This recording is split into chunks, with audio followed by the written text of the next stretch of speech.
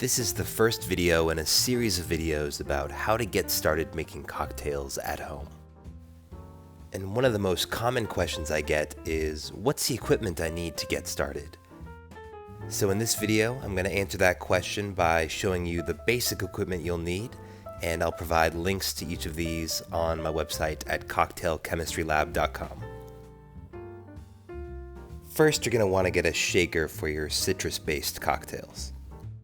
So as opposed to the three-piece cobbler shaker that has that built-in strainer on top, this is what's called a Boston shaker that comes with a glass. I prefer this style because you get to see the cocktails as you're making it.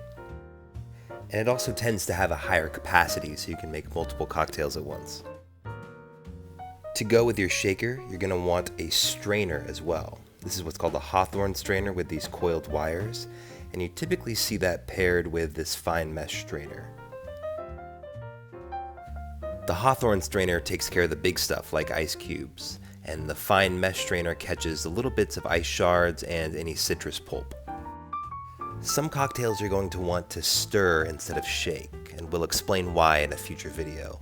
But for these cocktails, I recommend getting a nice mixing glass as well as a bar spoon to do the stirring.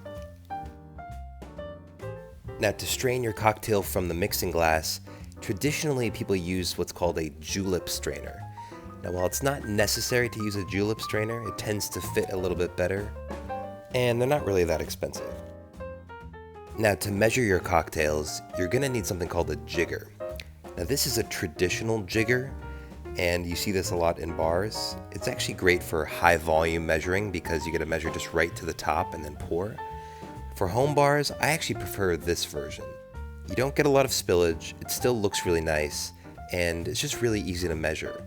I'll also link to a version that uses milliliters instead of ounces.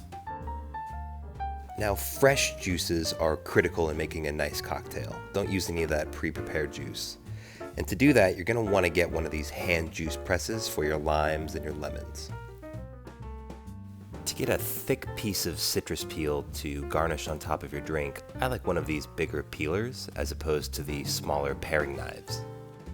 To muddle herbs or fruit in your cocktails, you're going to want to get a standard muddler. You don't really need anything too fancy here. I also recommend investing in some nice ice cube trays like these perfectly square ice cubes as well as this ice ball mold. And for some of the bells and whistles on the cocktail, I like a nice bamboo pick like this, which is great for maraschino cherries or citrus peels, and for some summer cocktails, these fancy little straws are great.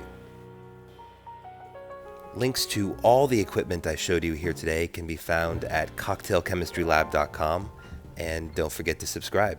Cheers.